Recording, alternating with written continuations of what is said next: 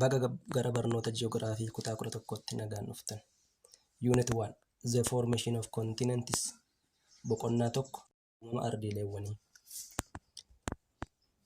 The Formation of Continents. The Earth together with other planets and their moons form the planetary system. Lafti pilaanetoonni kanneen biroo fi addeessi ishee bakka tokkotti sirna pilaanetii jedhama. The Sun and the planets together again form the solar system.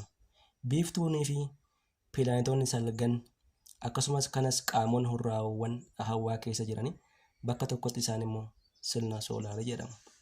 The formation of the Earth is thus attributed similar to creation of other planets and the entire development of solar system. Therefore, it is necessary to comprehend the origin of the solar system to understand the foundation of the Earth. Uumama dachee fi pilaanetootaa kana ilaalchise akkasumas uumama hawaa ilaalchise tiyooriiwwan garaagaraatu jiru. There are different theories concerning the formation of the Earth, the universe, and the planets. Among the various assumptions and theories proposed about the formation of the universe and the Earth is the Big Bang theory. Uumama hawaa dachee fi pilaanetootaa kana ilaalchise tiyooriiwwan hedduu jiru jenneera. Tiyooriiwwan hedduu jiran keessaa tiyooriin fudhatama guddaa qabu tiyoorii Big Bang jedhama. Tiyooriin kun tiyoorii Big Bang jedhama.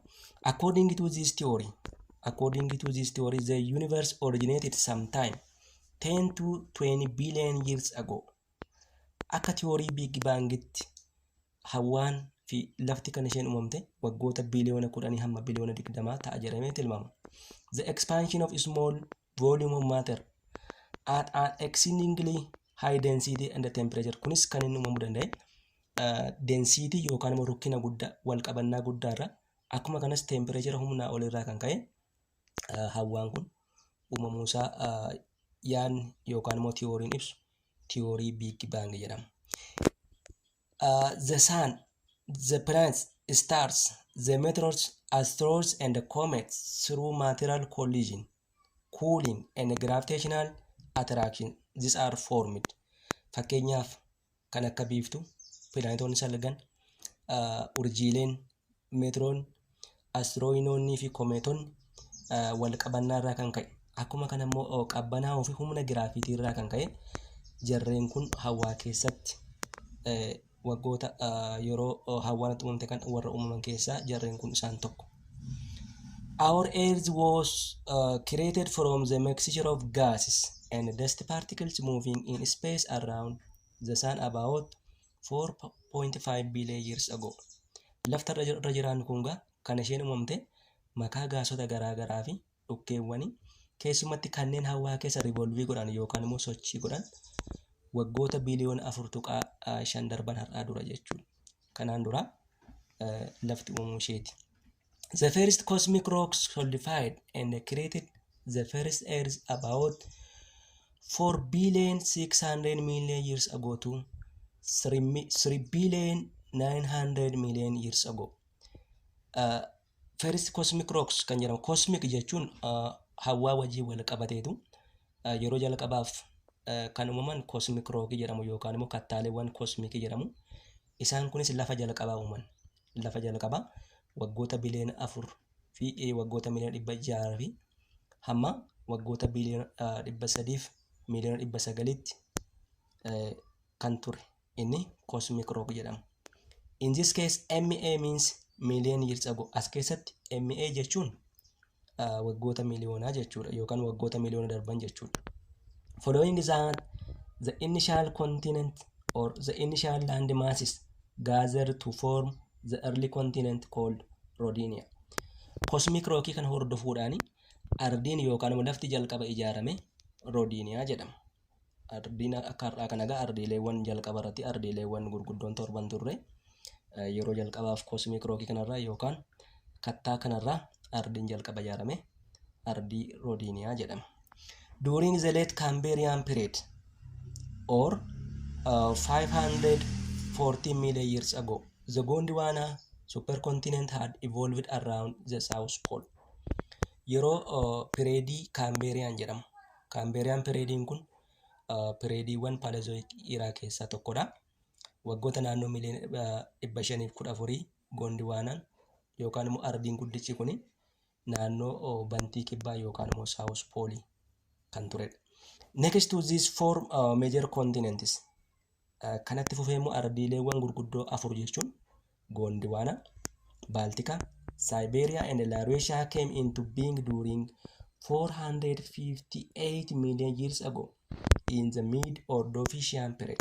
Kanatti fufuudhaan ardiileewwan gurguddoon afur Gondwaana, Baltika, Siberia fi Laurasia kan jedhamanii bakka tokkotti walitti dhufanii naannoo waggoota miliyoona 458 darbanitti yeroo Ordovician period jedhamu keessa bakka tokkotti dhufuusaa kan ibsudha tiyooriin kuni.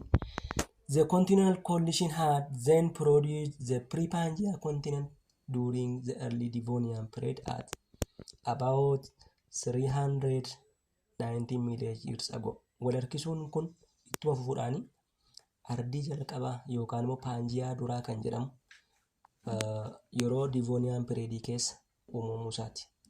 From the preceding section, it is possible to know that the present day continents were joined by forming Pangea until about 200 million years ago. Wal harkisuun kun ittuma fufuudhaani waggoota miliyoona 200 dura darbanitti bakka tokkotti wal harkisuun kun maal uume Pangea uume. At about 116 million years ago, Pangea divided into two bigger land masses. Waggoota miliyoona 160 darbanitti Pangeaan kun immoo bakka yookaan immoo lafa gurguddaa lamatti cabe. Innis Gondwana land and Laurasia by the process of continental drift. Egaa Pangeaan kun waggoota miliyoona 160 darbanitti bakka gurguddaa lamatti cabuu isaati. Ardiileen gurguddaan bakka lama caban kun Gondwana land fi Laurasia jedhamu.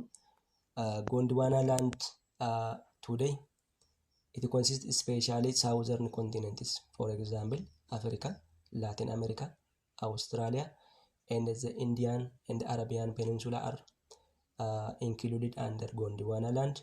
Laurasia it consists the Europe, the Asia and the North America. By what? By the process of continental drift. Isaan kun immoo kan isaan uumamuu danda'ani continental drift yookaan immoo ardiileen walirraa ciccituu yookaan immoo caccabuurraan kan ka'e.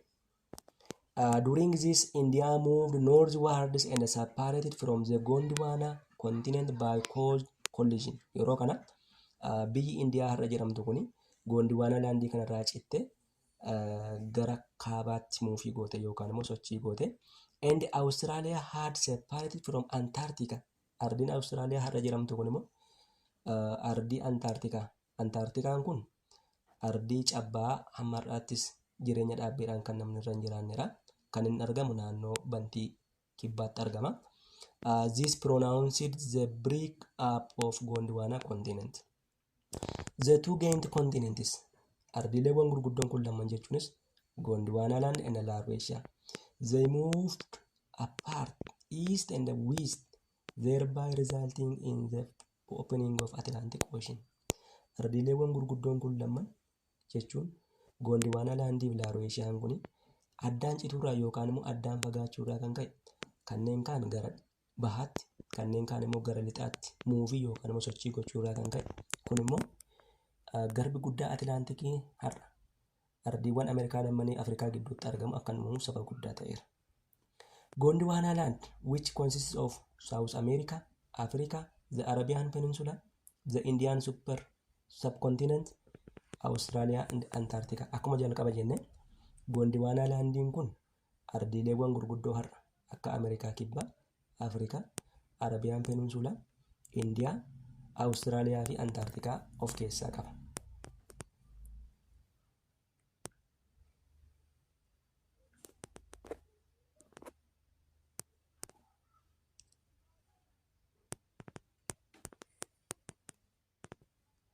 Laurasia which includes the North America and Eurasia. Laurasia inni jedhamu kun immoo ardii Ameerikaa kaabaa fi Eurasia of keessaa qaba. Eurasia kun ardiileen lamatu bakka tokkotti barreeffaman. Isaanis ardii Awurooppaa fi Eeshiyaa yeroo walitti fidnee barreessinu Eurasia jennee waamna. The other one is the origin of continents and oceans. Inni kan biraa uumama ardiileewwanii fi garbawwaniiti. The geological time scale. The meaning of geological time scale.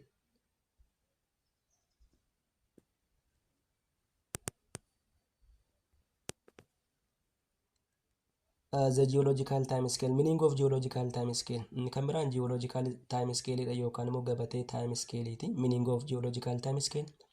Hiika geological time scale ti. Geological time scale is the time frame. Geological time scale jechuun gabaabinaan time frame jechuudha yookaan immoo gabatee yeroo yookaan time frame. Fakkeenyaaf waan tokko hojjechuudhaaf hin karoorfama. Yeroon itti karoorsinee waan sana hojjennu yeroon hin qopheessinaa yeroon sun fakkeenyaaf time frame jenna yookaan immoo time table jenna. Kanaaf time table showing the possible age of the earth and it is associated life forms. Geological time scale kun kan inni fayyadu tokkoffaan umurii lafaa himuuf fayyada. Inni lammaffaan immoo wantoota lubbu qabeeyyii dachee kanarra jiran ittiin ibsuudhaaf kan nu tajaajiludha. It provides review of Earth's history and the major changes that occurred over time. Akkuma kan geological time scale kun kan inni nama gargaaru yookaan immoo ibsu tokkoffaan seenaa lafaa ibsuuf fayyada. Fakkeenyaaf umurii lafaa lafti erga uumamte waggoota biliyoona 4.5 darban dura fakkeenya wantoota dastii paartikiloota garaa irraa uumamte jenneerra. And the major changes darbees immoo majoriiwwan yookaan immoo jijjiiramoota fuula lafaa irratti ta'an kan ittiin ibsuudhaaf kan nuti fayyadamnu geological time scale dha. It is developed by earth scientists through study of earth rocks. Kunis kan inni developed ta'e yookaan immoo kan inni hojiirra oolu jalqabe saayinsistoota waa'ee lafaa qoratan. Kunis earth rock yookaan immoo dachee dhakaa. Earth rock jechuun dachee dhakaa jechuu isaati. Kanarraa ka'uudhaan saayinsistoonni qorannoo kan isaan ittiin jalqaban geological time scale jedhama. The study of rocks scientists determine the relative and absolute age of rocks. To study about the different types of rocks on the surface of the earth, the scientists use relative and absolute age of rocks. Saayinsistoonni relative absolute age itti fayyadaman jechuudha. Relative jechuun bira qabaadhaan utuu hin safariin exact time isaa kana jennee utuu hin himiin kan ittiin fayyadamnu relative age jedhama. Absolute age means absolute age jechuun immoo safarree dhugaatiin hammana jennee kan lafa keenya absolute age of rocks yookaan immoo umurii dhagaa kattaane jedhamee beekama. So when we discuss relative age, absolute age of rocks, relative age, it is mainly depends on the analysis of sequence of geological occurrences. Kun walumaa galatti relative age kun kan ittiin ibsamu duraa duuba ta'iitiin without giving any regard to the exact time of origin. Osoo ragaa kamillee ragaa originii osoo hin qabaatiin duraa duuba ta'ii irratti hundoofne umurii kattaalee kan himnudha. It focuses only on determining sequence of formation of events. Kun walumaa galatti kan irratti xiyyeeffatu duraa duuba ta'ii qofa irratti malee safaruun maal jechuun hin jiru as keessatti. Duraa duuba ta'ii ilaalleetu umurii kattaalee himnaa jechuudha. Inni kuni relative age of rock jedhama. This method principle depends on study of sedimentary rocks. Relative age kun irra caalaatti kan inni tajaajilu keessumatti kattaalee kusumaansaa warra jedhamantu bal'inaan ittiin ibsamuuf tajaajilamu. Fakkeenyaaf there are 3 types of rocks: sedimentary rocks, igneous rocks and metamorphic rocks. Among these 3 types of rocks, the most important rock for describing by using relative age is the sedimentary rocks. Akka kattaalee sadan jiran keessa kattaan relative age'dhaan ittiin ibsuudhaaf tajaajila guddaa kennu kattaa kusumaansaati. Kattaa kusumaansaa jechuun haramarraa kan ijaarame. Harama wantoota lafee wantoota tortora wantoota garaagaraa biyyeerraa dhakaa caccabaarraa kan ijaaraman isaan sedimentary rock jedhamu. Kanaaf haramaaf kufumarraa warra ijaaraman sedimentary rock jennee waamna jira. Geologists employ 3 basic principles rules during the study of the relative age of rocks. Walumaa galatti geologistoonni umurii kattaalee kusumaansaa kana qorachuudhaaf pirinsipilii yookaan immoo seerawwan gurguddaa sadiitti fayyadamu. The first principle is principle of original horizontality. Principle tokkoffaan original horizontality jedhama. Indicates that layers of sediment are originally placed horizontally under the action of gravity. Seerri kun kan inni ibsu leeriiwwan yookaan immoo kattaaleen kusmaansaa warri gara jalaa jiran humna giraavitiitiin gara jalaatti warra uumaman jechuudha. This means that except for the disturbed sequence, sedimentary rocks are always deposited in nearly horizontal beds. Akkaataa gaa uumama kattaalee kusmaansaa kana fudhannee yoo ilaalle uumamni isaanii yeroo baay'ee leeriidhaan, leerii jechuun tooraan jechuudha. Kattaan kusmaansaa inni gara jalaarra jiru yookaan immoo leeriin gara jalaarra jiru leerii isa gara gidduurra yookaan immoo isa gara irraarra umuriinsaa umurii dheeraa qaba. Kana jechuun irra keessa jiru umurii xiqqaa qaba. Inni gara gidduu jiru umurii giddu galeessaa qaba. Inni gara jalaarra jiru immoo umurii dheeraa qaba jechuudha. Sababiin isaas inni gara jalaarra jiru jalqabarra waan ijaarameef yookaan immoo uumameef jechuu isaati. The second principle of superposition. Principle lammaffaan superposition jedhama yookaan immoo seera irra keessaanii jedhama. Seera irra keessaanii inni jalqabaa seera jalaanii yookaan immoo originii jalaanii jennee inni lammaffaan immoo seera irra keessaatiin jenna. Assert that in undisturbed sequence of sedimentary rocks layers beds jechuun siree yookaan immoo siree jechuu isaati yookaan immoo diriira jechuu isaati. Or lava flows, the overlying bed is younger than the underlying rock. Akka pirinsipilii kanaatti toorri kattaalee kusmaansaa kanaa yookaan immoo leeriin isaanii dho'iinsa voolkaanootiin kan hin jeeqamne yoo ta'e inni gararra keessaarra jiru isa gara jalaarra yookaan immoo isa gara gidduurra jirurraa umurii xiqqaa akka qabudha. The third principle is principle of cross-cutting relationship. Pirinsipiliin sadaffaan pirinsipilii cross-cutting jedhama yookaan immoo dalgaan kutuu jedhama. Indicate that rock layer that cross-cuts another rock layer is said to be younger than the rocks it cross-cuts. Seerri kun immoo kan inni ibsu kattaan kan biraa tokko kattaa kan biraatiin yoo cite yookaan immoo yoo kutame kattaan inni kutame sun kattaa isa kute sanarraa umuriinsaa umurii dheeraa ta'uu ibsa. Fakkeenyaaf naannoo tokkotti dho'iinsi voolkaanoo bakka kattaaleen kusmaansaa jiran kunitti dho'iinsi voolkaanoo ta'ee dho'iinsa voolkaanoo booda kattaan uumamu kattaa ignees rookii jedhama. Yoo leerii kattaa kusmaansaa kana kute fi leerii kana gidduutti ignees rookiin kun yookaan immoo laavaan kun yoo qoore laavaan sun kattaa ignees rookii uumeera. Ignees rookiin sun umuriinsaa umurii xiqqaadha jechuudha. Maaliif ergii dho'iinsi voolkaanoo sun erga kattaaleen kusmaansaa sun uumamanii achitti waan ta'eef ta'ii sana booda immoo kattaan ignees rookii waan uumameef ignees rookiin achitti umuriinsaa xiqqaadha. Sedimentary rookiin immoo umurii dheeraa qaba. Seerri kun immoo principle of cross-cutting relationship jedhama. The other or the second way in which we describe the age of rock is absolute age. Malli lamaffaan ittiin umurii kattaalee himuu dandeenyu absolute age yookaan immoo umurii dhugaasa jennu jechuudha. Absolute age refers to the actual age of rocks given in numerical values through analysis of the spontaneous decay of radioactive isotopes. Umurii kattaalee kana himuudhaaf irra caalatti kan gahee guddaa qabu radioactive isotopes. Isotope jechuun elementiin tokkichi bifa garaagaraatiin yookaan foormii garaagaraatiin yeroo jiraatu isotope jedhama. Radioactive decay stands for the conversion of unstable or parent elements into deuter stable elements through the gaining or losing of particles in their nucleus. Radioactivein kun kan inni dhaabbatuuf yookaan immoo kan inni ooluufi conversion of unstable jechuun parent rookii yookaan immoo kattaan jalqabaa yookaan immoo originiin jalqabaa unstabiliidha yookaan parent maatii jedhama. Maatiin kun yookaan immoo gara yeroo caccabu immoo gara daawuteriin gara ijoolleetti jijjiirama. Kana keessatti gaining or losing of particles hin jira. Gain jechuun paartikilii fudhachuun yookaan immoo paartikilii gadhiisuun jira jechuudha. Yeroo kana kattaan tokko kattaa tokkorraa gara kattaa biraatti jijjiirama.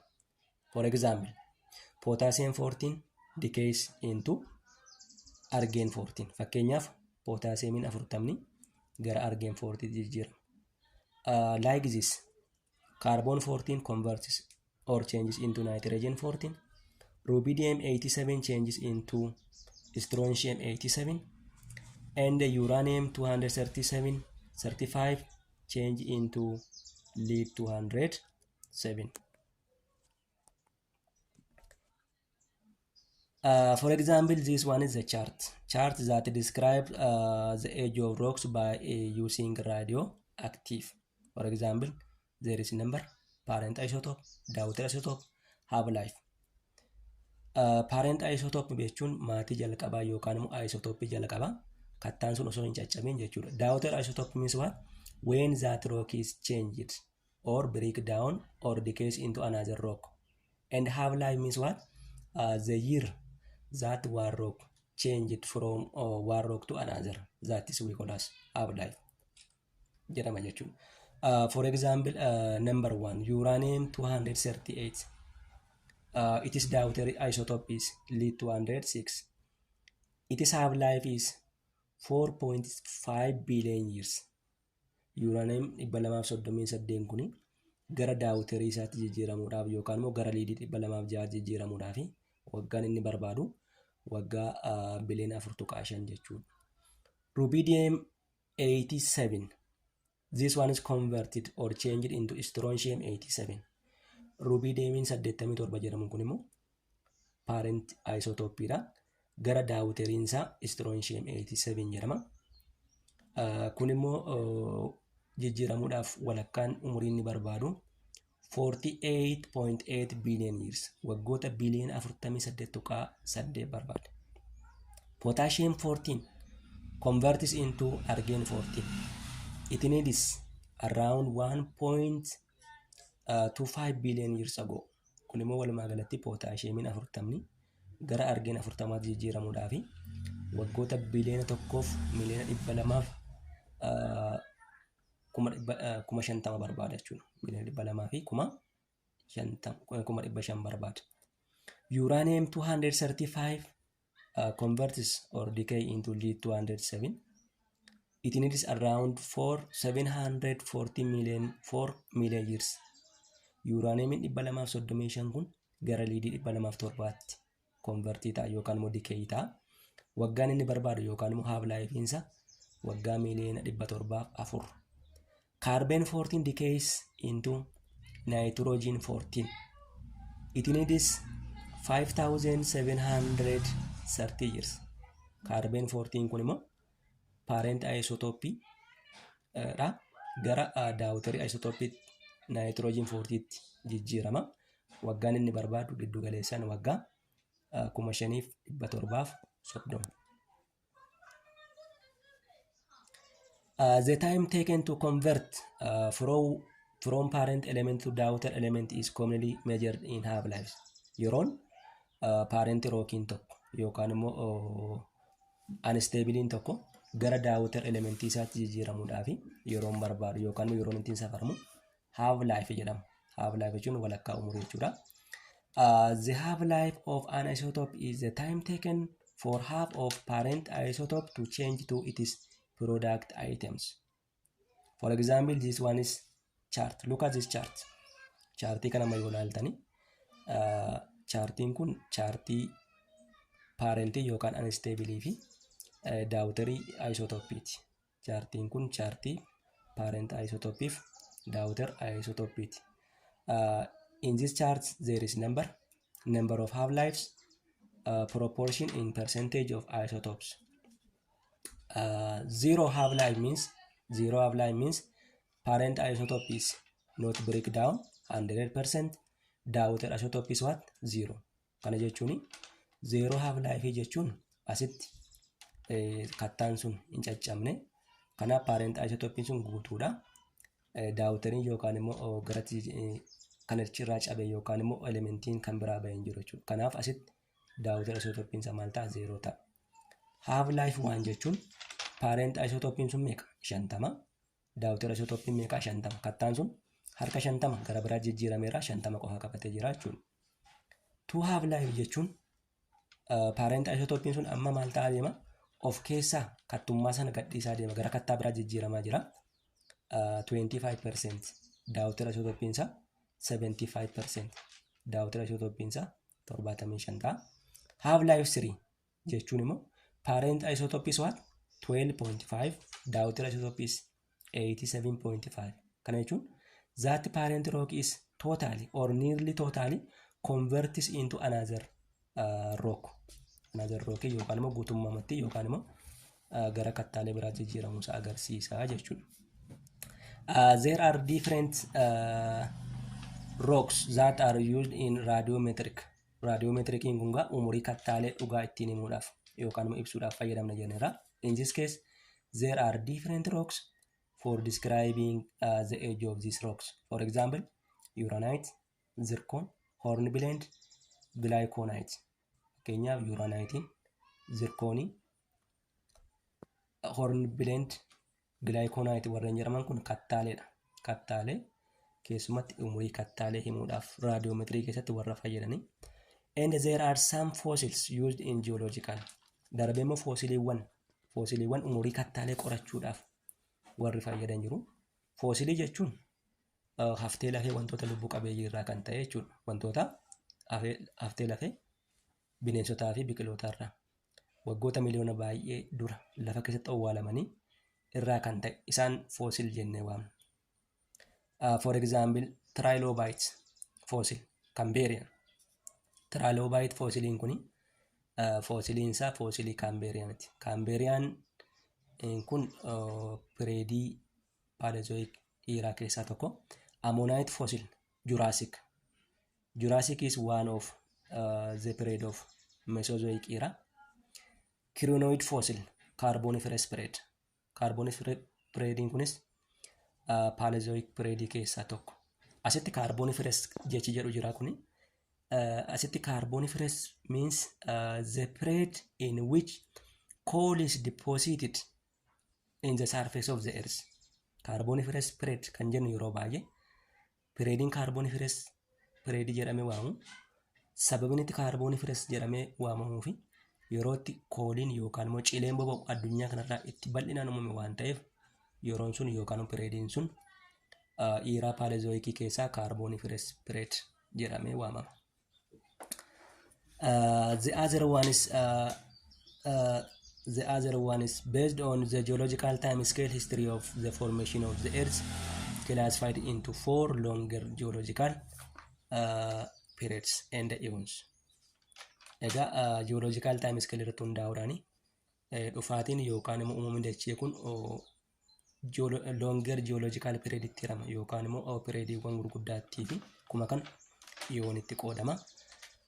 For example, Haden eon, Archean eon, Proterozoic eon, Phanerozoic eon are the 4 major subdivisions of the known eons.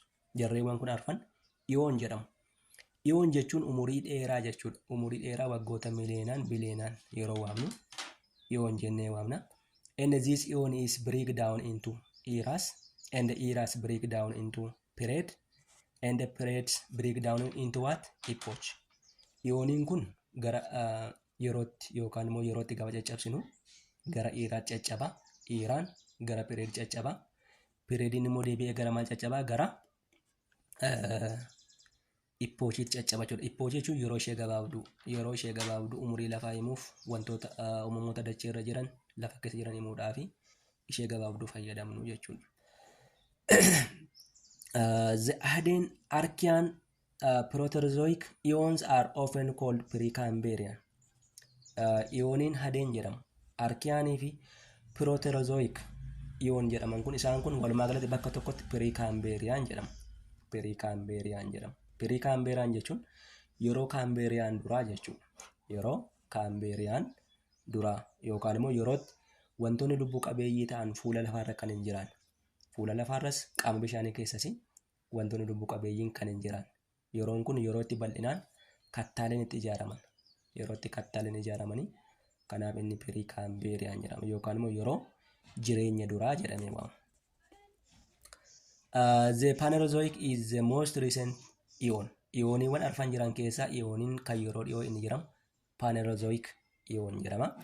It is further broken into 3 geological eras and named as Paleozoic, Mesozoic and Cenozoic.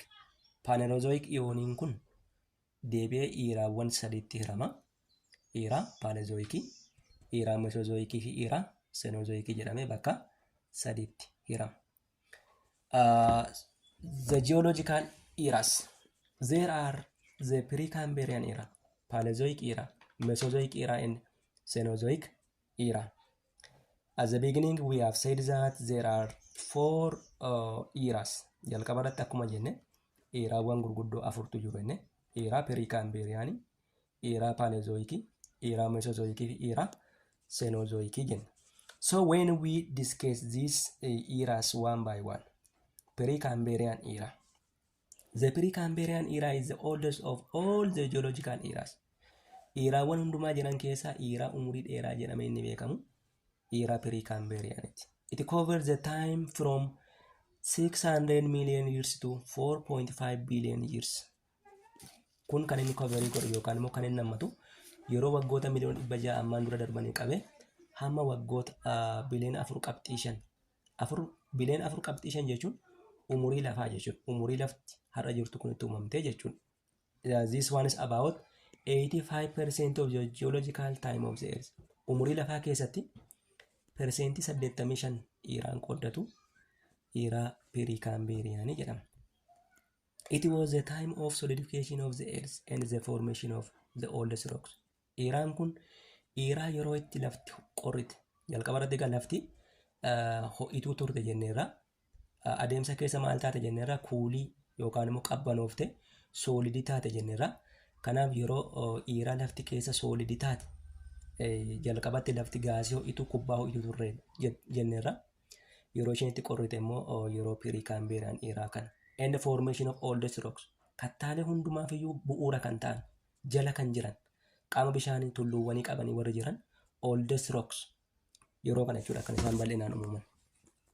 Rocks are created during that time are rich in base metallic minerals. Kattaaleen yeroo kana uumaman keessumatti kattaalee albuuda metaalii yookaan immoo sibiilaa hedduu qaban badhaadhoo ta'antu bal'inaan yeroo kana jiru. And are often called crystalline basement complex rocks. Kanaaf iyyuu kattaaleen yeroo kana kattaalee crystalline basement complex rocks yookaan immoo kattaalee crystallii complex basement complex rocks. The second era is Paleozoic era. The Paleozoic era is the era covered time from 600 million to 250 million years ago from the present. Eraan Paleozoic jedhamu kun immoo era waggoota miliyoona 600 darban irraa qabe hamma waggoota miliyoona 250 darbanitti kan qabatudha. It is believed that it marked the beginning of life and is commonly referred to as the age of ancient life.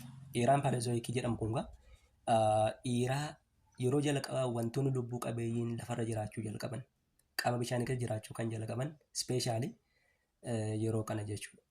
Kanaaf iyyuu eraan kun maal jedhame mama era jireenya durii or the era of ancient life jedhame beekama. The trilobites and the shelled animals were the common species of the time. Keessumatti yeroo kana keessa species-iiwwan yookaan immoo wantoota lubbuu qabeeyyii turan keessa trilobitiin kun foosiliidha jenneera jalqaba. Keessumatti immoo kan inni bal'inaan itti uumame yeroo Paleozoic eraati jenneera. Akkuma kana immoo shelled animals bineensota sheelii qaban gogaa wajabaa warra qabanii bal'inaan yeroo kana keessa warra jiraatan keessaa tokko. The Devonian period. The fourth period of Paleozoic was rich in fish species and refers to as the age of fish. Eraan Paleozoic jedhamu kun periodiiwwan gurguddaa 6 qaba. Periodiiwwan gurguddaa 6 keessa periodiin arfaffaan Devonian period jedhama. Devonian periodiin kun periodiiwwan Paleozoic era keessaa kan inni bal'inaan beekamu yeroo sanyiiwwan qurxummii hedduun isaanii addunyaa kanarra bishaan keessa jiraatan waan ta'eef the fish age jedhamee beekama. By the end of Paleozoic, all continents of the earth had joined together and created the supercontinents called Pangaea. xumura eeraa paaleezooyikii kanatti ardiileewwan jiran hundi isaanii bakka tokkotti jooyinii ta'an yookaan walitti dhufanii ardii guddicha super kontinent jedhamu paanjiyaa uuman. Super kontinent jechuun ardii guddicha jechuudha. Ardiin guddichi kun paanjiyaa jedhama. The creation of Pangaea led to extreme seasonal weather changes that caused the great extinction of Earth species. Yeroo kanatti dhuma eeraa kanatti ardiileewwan turan walitti deebi'anii paanjiyaa uuman jennerra. Paanjiyaan kun dhufee yeroo walitti deebi'u immoo waqtiileen yookaan immoo sababa ardiileewwan hundi bakka tokkotti walitti deebi'anii seasonal weather changes yookaan immoo weatheriin waqtii isaa eeguu dadhabuurraa kan ka'e yookaan immoo yeroo isaa jijjiiruurraa kan ka'e kun immoo jijjiirama qilleensaatiif sababa ta'eera. Jijjiiramni qilleensaa kun immoo badiinsa wantoota lubbuu qabeeyyii addunyaa kanarraaf sababa guddaa ta'eera jechuudha. For example, around 75% of amphibian species have perished. Fakkeenyaaf sanyiin fattee fi raacha persentii 75 ta'u yeroo kana jechuudha kan inni bade yeroo kana malee. So this one is the map of Pangaea. The map of Pangaea. For example, Russia, North America, Russia, Africa, the South America, the Antarctica. They are what joined together, and this one is known as what Pangaea. The third era is known as Mesozoic era. The Mesozoic era marked the time from 250 up to 70 million years ago. Era inni sadaffaan era Mesozoic jedhama. Inni immoo kan inni hammatu yeroo waggoota miliyoona 250 darban ammarraa qabe hamma waggoota miliyoona 70 darbanitti jiran yeroo qabatudha. Jalqaba irratti MA jechuun keenya million years ago yookaan immoo waggoota miliyoona darban jennee dubbanneerra.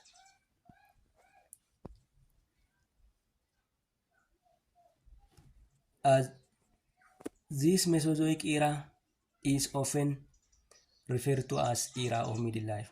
Era Mesozoic era kun immoo era jireenya gidduu jedhama. Jalqaba irratti Paleozoic eraan era jireenya durii yookaan immoo jireenya jalqabaa jennee waamneerra. Pre-Cambrian eraan immoo era jireenya hin jirre yookaan immoo no life jenneerra. Era Mesozoic jedhamu kun immoo era jireenya gidduu yookaan immoo era of middle life. The age of dinosaurs owing to their relative dominance. Era Mesozoic kun irra caalaa wantoota gurguddaa garaagaraan beekamaa keessumatti eraan sanyii reptiilii guddaa addunyaa kana dinosaur jedhaman bal'inaan itti jiraatanidha. Addunyaa kana dominate godhanii yookaan immoo guutanii yeroo isaan turanii era Mesozoic keessa. For example, turtles, snakes, crocodiles, lizards were among the life forms of the time. Fakkeenyaaf warra akka turtle, warra akka bofaa, warra akka naachaa, warra akka lizard yookaan immoo lootu life yookaan immoo wantoota bal'inaan yeroo sana turan keessaa tokko. Low-lying areas were occasionally flooded by shallow marine transgressions, followed by depositions of red sandstones and mudstones. Naannoon lafa gadii immoo low-lying area jechuun lafa gara gadii jechuudha yookaan immoo lafa ol ka'iinsa baay'ee hin qabne jechuudha. Isaan kun immoo shallow marine transgression. Marine transgression jechuun bishaan garbaa yookaan immoo galaana kallattii isaa gadhiise sababa lafti gadi bu'e irraa kan ka'e kallattii isaa gadhiise qaama dachee gogaatti yeroo yaa'u haramiinsa geggeessa. Haramiinsi kun immoo shallow marine transgression jedhama. Following these shallow marine transgressions, this forms the different types of sedimentary rocks. For example, red sandstones and mudstones. Tropical areas were dominated by extensive swamps, which later became rich in coal deposits. Yeroo Mesozoic era kana keessa addunyaa irratti naannoon tropical areas jedhamu. Naannoon tropical area jedhamu kun naannoo 0 digirii fi dagalee digirii 23 walakkaa kaabaaf kibba gidduu jirudha. Naannoon kun naannoo gammoojjii yookaan immoo tropical area jedhama. Kun immoo walumaa galatti naannoo lafa gadi bu'aa waan ta'eef swampiidhaan lafa caffaa jechuudha. Swamp jechuun sochootuu yookaan immoo caffaa jechuudha. Kanarraa kan ka'e naannoon kun immoo addunyaa irratti rich in coal deposits. Dhakaa cilee hedduun isaa addunyaa irratti kan hin ijaarame yeroo kana jechuudha. The mid-Mesozoic era was experiencing the splitting of Pangaea into Laurasia and Gondwanaland. Walakkeessa Mesozoic era kana keessatti Pangaeaan kun bakka gurguddaa lamatti cabeera. Laurasia and Gondwanaland. So we have discussed earlier. The Indo-Mesozoic era was the emergence of land mammals but marked the mass extinction of dinosaurs. Xumura Mesozoic era kanatti wanti ture hoosiftoonni addunyaa kanarra hedduu ta'an uumamuu isaaniiti. Kun immoo akkuma kana immoo garummaa ta'u immoo wantoonni keessumatti daayinosariin reeptaayiliin guddaan addunyaa gara jalqaba Mesozoic era kana irra kan jiraate gidduurra kan jiraate xumura era kanatti immoo addunyaa kanarraa kan inni itti bade ta'uu isaati. The fourth era is Cenozoic era. This Cenozoic era is the recent one covering the time since 17 million years ago. Walumaa galatti era Cenozoic inni jennu kun era dhiyoo yookaan immoo era nuti amma keessa jiraachaa jirru kun era ammaa jedhama. Kun immoo walumaa galatti yeroo waggoota miliyoona amma 70 darbanii qabee hamma ammaatti ammarraa qabee hamma waggoota miliyoona 7 darbanitti qabatee kan jiru Cenozoic era jedhama. It is forms the recent geologic time. It is well known compared to other geological eras. Eraawwan kanneen biraa wal bira qabame yeroo madaalamu eraan Cenozoic kun isa sirriitti beekamu. Isa sirriitti beekamu ta'eewwan isaa qabeyyeewwan isaa wantoonni lubbu qabeeyyiin wantoonni lubbu dhabeeyyiin wanti fuula lafaarra jiru hawaa keessa jiru dachee keessa jiru hedduun isaanii sirriitti kan beekaman sirriitti Cenozoic era kana keessa. Birds, mammals, flowering plants dominate this era. Keessumaa hoosiftoonni allaattiiwwan hoosiftoonni gurguddoon addunyaa kanarra jiran biqiloonni daraaraa godhatan hedduminaan kan isaan uumuu danda'anii era Cenozoic kana keessa. It is commonly named an era of recent life and the age of mammals. Kanaafiyyuu walumaa galatti eraan Cenozoic kun era jireenya dhiyoo fi era hoosiftootaa jedhamee beekama. Amma gaa yoo fudhanne amma eraan nuti amma fakkeenyaaf nu jaarraa 21ffaa keessa jirra. Jaarraan 21ffaan kun eraadhaa yoo laalle era Cenozoiciti jechuudha. During the beginning of Cenozoic era, the rifting of Pangaea has been fully achieved. The continents retain their present form. Egaa ardiilee har'a yeroo har'aa kana ardiileewwan gurguddaa torba jiru. Ardiileen gurguddaan har'a torban jiran kun bakka har'a jiran boca har'a qaban kana kan isaan argatanii yeroo Cenozoic era kana keessa. Fakkeenyaaf amma Africa is center for all the continents. So Africa gained its present day shape during Cenozoic era period. Kanaafiyyuu ardiin Afrikaa ardiileewwan jiran hundumaa walakkeessa irra jirti. Afrikaan gaa walakkeessummaa fi boca irra qabdu kan isheen argatte yeroo era Cenozoic kana keessa jechuudha. And also another event of Cenozoic era's great volcanism and orogenic folding called the formation of numerous volcanic fault block and fold mountains in the different parts of Earth continents. Akkuma kana Cenozoic eraan kun dho'iinsa volkaanoo guddaadhaan beekama. Kanaaf dho'iinsa volkaanoo guddaa kanarraa kan ka'e gaariiwwan gurguddaa hedduun addunyaa kana jiran gaariiwwan dho'iinsa volkaanoo hedduun kan isaan yeroo kana orogenic folding akkuma kan gaariiwwan dadacha'iinsaas baay'ee ta'uu yoo baatan gaariiwwan dadacha'iinsaas hedduu jiru. Gaariiwwan dadacha'iinsaa hedduu jiru. For example, like the Rocky, the Alps, the Himalayas, caused the formation of numerous volcanic mountains in different parts of the earth. The other one is distribution of the continents and the oceans. The distribution of the oceans and the distribution of the continents and the oceans.